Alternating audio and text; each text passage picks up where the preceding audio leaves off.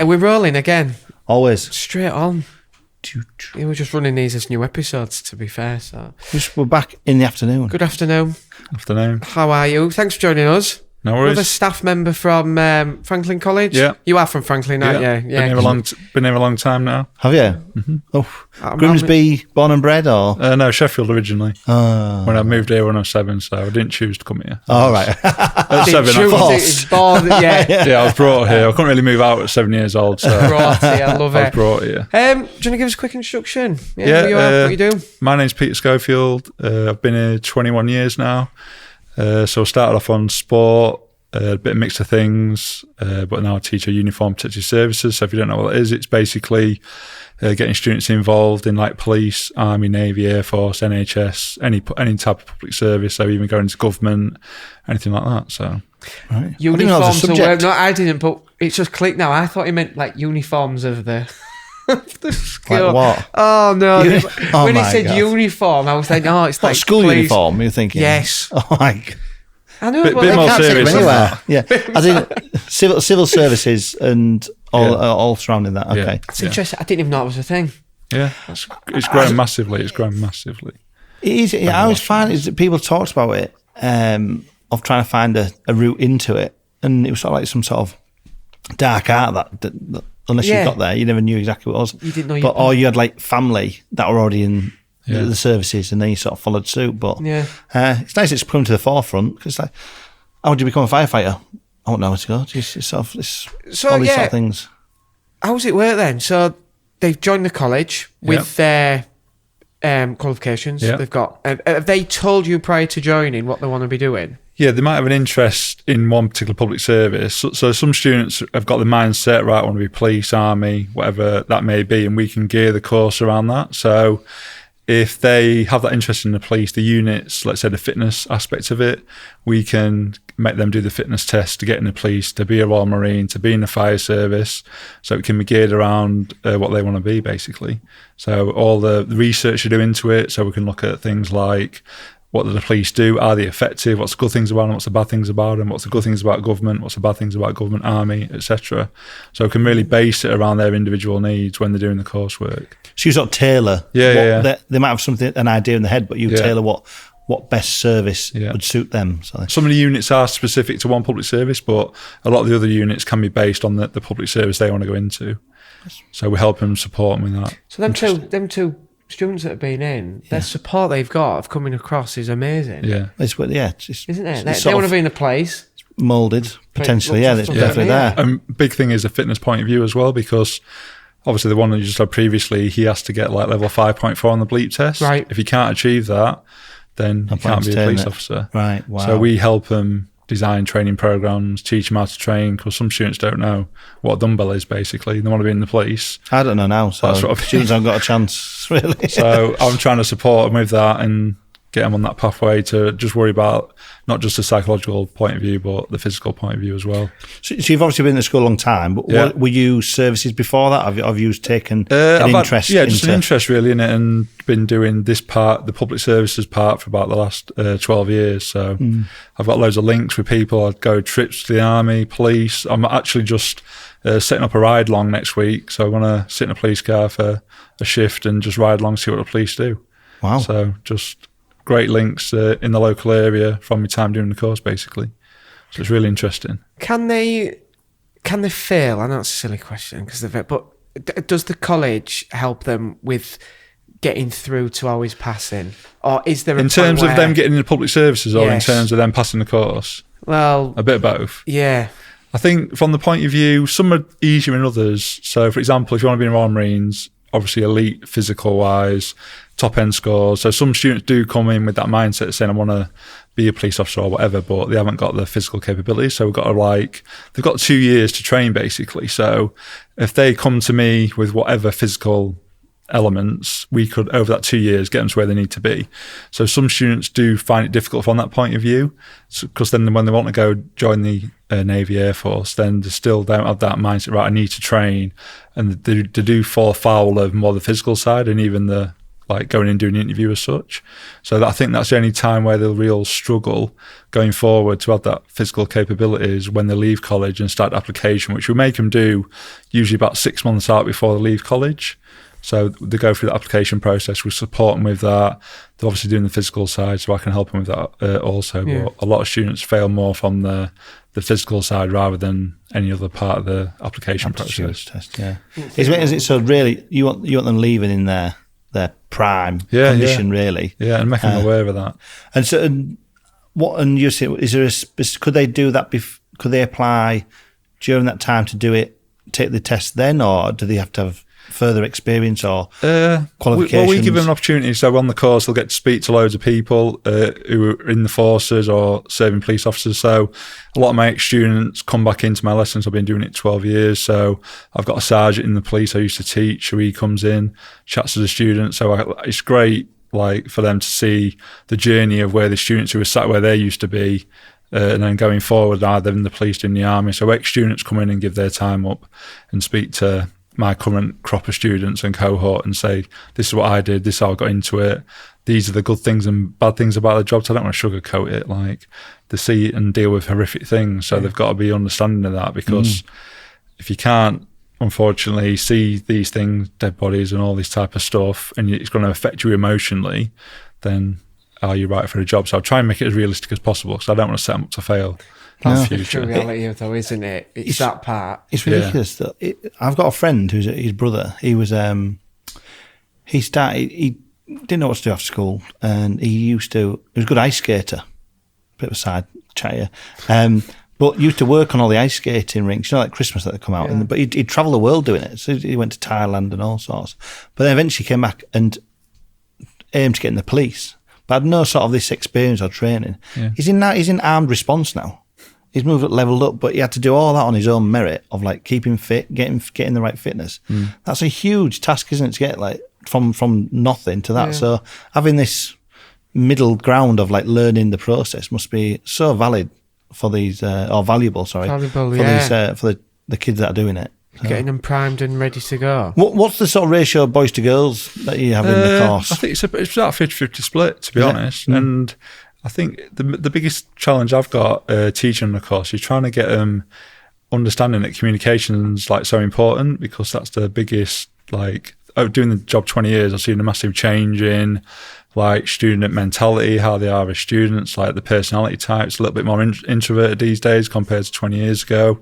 So it's that struggle to try and really get that extroverted person out of them sometimes, because you're going to have to communicate with the public. You might be in very stressful situations. So if you just, like, clam up and don't speak, I'm trying to get that confidence out of them. So we'd give them tasks, communication skills, command style tasks, work in the army, work in the police, full role play. Like, we'll go to full scale scenes where we've got the police, the firefighters in with all the gear. We'll have actors with, like, blood all over them in a car, pretending they've been injured. So my students have to, like, have a go, what would you do in this situation? So it's full on role play situations you have to go through to try and give them the best confidence possible. So that's full on. That is what this is, isn't it? Yeah, pretty much. You know, yeah. I'd pass out at the blood man. I always wanted to be a police officer. I wanted to be in the motorway copper. I think about the motorway. I did, just drive people around in cars. But the thing is, what's the word? That's the romantic side. Yeah, that's the traffic cops, the police interceptors. You see all that stuff. Exactly. It's not like that. It ain't like trained. that. No, and this is a major problem. It's like it can be glorified. It is, isn't it? I agree. You know, firemen, they glorify them by, take the tops off, drinking Diet Pepsi and all that. Actually, they've got to go, climbing to... with student numbers, one thing I never understood was firefighters. Yeah. Is it a full-time job or isn't it? It's basically, you can do, like, almost like a 24-hour shift, so you're getting paid to sleep. So we go there quite regular down the road at a Peaks Line fire station. So we're there. Sometimes we're there 4 or 5 hours. They'll take us through some of the activities to do. So we'll be using the hoses, we'll be going up the cherry picker, 200 foot in the air, them type of things. And when we was there for like 3 or 4 hours, there's not one call. Yeah. So they're just literally sat there. They might have to do a bit of paperwork, a bit of training, go in the gym, etc. And then they basically, sometimes they might not get call out for 6, 7, 8 hours. Yeah. So it's not what you think. There's a lot of sitting around doing nothing sometimes. And that's just a realistic part of it. Traffic collisions and fires as well, don't there? Yeah. More car accidents than actually fires. Yeah. What do you think it's going to be a controversial question here, but what do you think the toughest physical examination is against the services? I think you're going to shock me here by something. You're going to be like, I'm going to think it's one thing, you're going to go, no, it's this. Well, in terms of job role, obviously, you have to get in. To get in the SS, obviously, you have to get in the Army first. So you select from Navy, Air Force, and Army, and then obviously Royal Marines, Paras, and things like that. So obviously it starts off at your lower end first, and then like Royal Marines, it's up to that next level. And obviously the training. So for example, Royal Marines, you have to do like a 9-mile speed march in full kit. So 20 kg on your back, your gun that weighs another 10 kg. You mesh with all your clips and different things, so more weight there as well. But then you have to do like a 30-miler walk as well over like rough terrain. So not something an everyday person can do, obviously. But then when you go to SAS selection, it's even more than that. So that's when it's like going to the jungle, desert, different environments that you've got to survive in. So tough. So what about the more public service roles between fire and police? And is that quite the same, or is there more? The police is the easiest one, and again, because there's a shortage in public service personnel, police people. they are massively changing the fitness testing and making it easier, unfortunately. So I see on the news all the time, like one I heard yesterday, that they're looking to offer people who join the Army, new Army cadets, £10,000, like cash in hand as such, just to join the Army, because obviously the world current situation is going on, and we're not replacing the people who are leaving the armed forces. They're doing as much as they can to try and get more people to join. So they're lowering the fitness standards by, let's say, that you have to do the 1.5 mile run or 2.4k in, it used to be 11 minutes 11, and they've just upped that to 13 minutes 23. So they're softening up the fitness testing in all public services just to get people to join. So lowering the quality. So they're lowering the quality of the physical side, because it's a really bad mix, isn't it? Like, I did read about that. It was a Liberal Democrat sort of council was proposing the 10,000 incentive to join sort of thing, which you can see why. But we're not replacing the numbers we're losing at the minute. It's a dying trade, again, I think mindset of students, I think we're less what's a good word to use? I'm trying to think of a good word to use now in terms of resilience. They haven't got the resilience like they used to. Maybe you and our generation might have had, if you know what I mean. So them going into that environment, like the police, the army, where it is a tough mental daily slog sometimes. So they've got to try and replace it, and trying to incentivise it in different ways to try and up the numbers, basically. What do you think? In other countries, they have public service requirements, don't they, from an age? And it's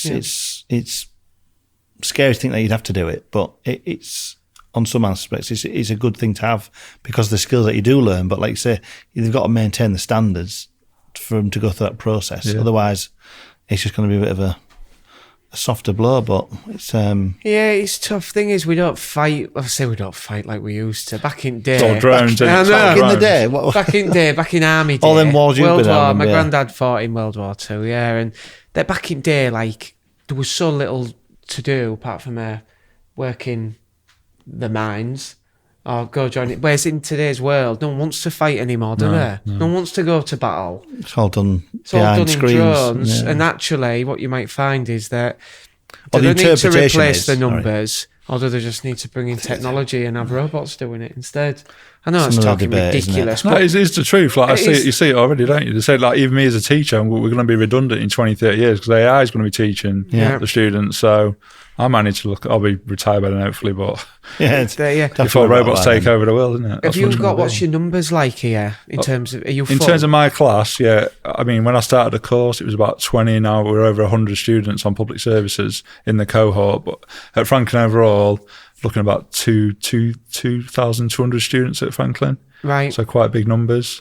So Do a lot of other sort of colleges around this area provide a similar course? a similar course. It's quite a popular one, I think, that people are into. And some use it just as a stepping stone to get UCAS points to get them onto the next steps, basically, or even build or got an interest in it, because a lot of students like the variation on the course. So I teach a bit of criminology, I teach a bit of government politics, psychology, fitness training. So there's loads of elements on the course compared to like your basic maths, science and English. So it's very varied, and students like that they get the chance to speak to people in the profession a lot. So there's guest speakers in literally every couple of months. They get outward bound activities, like I say, we'll go do some work with the Army, Navy, Air Force, all that type of stuff. So it's really good from that point of view. I've got friends who've got sons and daughters in TA. Yeah. And they'll go off and do like camps and proper learning skills and get paid for it, or expenses paid for it, but just go travel. They travel amazing. the world. Travel the world. Everything's paid for. Yeah. Food, gas, electric. It's because we got kids now and everything got serious. We Should don't have no freedom. More? Our camping trips to Bridlington, mate, Yeah, not in the same. caravan. Just finally then, you mentioned about SAS. Yeah. You accommodate for that? We do the start-off points, obviously when they're going Army, Navy, Air Force, but then SAS recruit from the people who go from the Royal Marines. So you have to do it. Royal Marines and then... Yeah, they can go Army first or Navy or Air Force. Then you can go straight into Royal Marines. Right. And I have students who are in that now, who I've taught. So they've gone into that service, that elite fighting service. So it's really good, like, from my point of view, you get that good feeling of, like, satisfaction. I've got these people fighting for the country in the police. And especially when the students, as I say, come back, you feel like it's good gratification, like, oh, I've set this person on doing something really good for your country or giving something back to the community, that type of thing. So I do enjoy that. What's their sort of feedback then? I expect it's going to be a positive one, but do they feel that put them in a better stead than other people that joined the Marines at that time? Or? Yeah, I just think the people get to speak to, they understand the requirements of the job, like they get the physical help as well. So if you went to apply tomorrow, like, you might find it a bit more difficult compared to if you've been on the course for a couple of years and you get that knowledge that they need. So like I say, rather than going straight out of school and trying to apply for these public service jobs, which they can do, like you can apply from like 17 as such. So getting that perspective on what it's like before you want to try it, because we try and give them that rather than, because some might be making that wrong decision, or they've seen it on TV, I like the advert, whatever, but they don't actually get to speak to the people who are in it. So they get to do that obviously on the course, and then it gives them a bit more realistic of what's expected or what's asked of them in the job, rather than, like you said, seeing it on these TV shows, which tries and glamorises it a bit more compared to what you might be doing day to day.